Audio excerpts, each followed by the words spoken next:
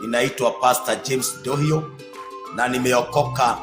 Yesu ni Bwana katika maisha yangu. Ninamshukuru kwa sababu ya kunipenda katika jina la Yesu. Na jioni ya leo ninakuletea neno la ushirika wetu wa Wednesday kutoka hapa kulingana na vile neno lake linavyosema katika jina la Yesu. Na kwa hivyo jioni ya leo fungua moyo wako na utabarikiwa. Neno la Mungu ndio lifanye kazi katika maisha yako. Inabidi uliamini na ulikubali ndani ya moyo wako. Platform katika jina la Yesu niweze kuleta neno lako kwa watu wako Mfalme.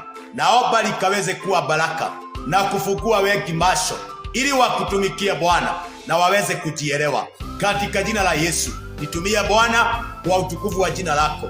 Asante Mwokozi, katika jina la Yesu